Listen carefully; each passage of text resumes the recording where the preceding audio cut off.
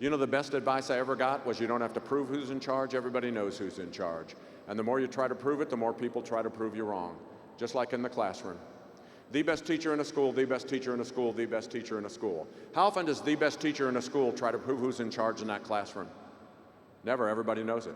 The worst teacher in a school, how often does he or she try to prove who's in charge in that classroom?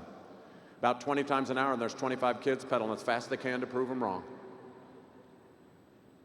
Anyhow, I work with college basketball coaches, and one of the most famous coaches in the country, everybody here knows this person's name, called me, and I flew out, and he was having a struggling season, and he hasn't had many struggling seasons, and he was having a struggling season, and he asked me to come out with him, come out and visit with him. I went out, and I go, what's the problem? He goes, I can't motivate the players anymore. I go, why can't you motivate the players? He goes, because they've all gotten participation trophies. I said, I'm sorry, what? He goes, they've all gotten participation trophies.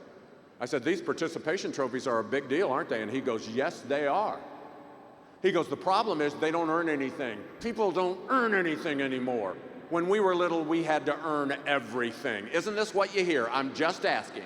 When we were little, people had to earn everything. I said, I know what you mean. When I was 2, I couldn't have supper till I mowed the neighbor's lawn. That's what it was like then. That's how I got the nickname No Toes Todd. That's where that came from, because of the accidents that happened during that time. He goes, you know, when we were little, if we got it at school, we got it twice as much at home. I go, I know what you mean. Because when we were growing up, we didn't even need prisons.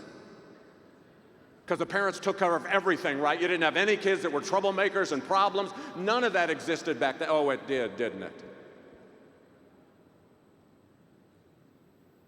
He goes, they don't earn anything. They got participation trophies. I said, you know who else got participation trophies? He said, who? I said, the team that beat you last night.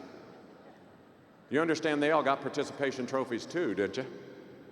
They didn't recruit a player on your team, and they crushed you, and they all got participation trophies too. I go, you know who else got participation trophies? He said, who? I said, the team that beat you Wednesday. They beat you like a JV team. I watched the game on ESPN. The announcers were wondering if the game had passed you by, and I wasn't wondering until I met you and you started talking about participation trophies, and now I'm pretty sure the game has passed you by. And I go, you know who else got participation trophies? He said, who? I said, the team you're playing Saturday.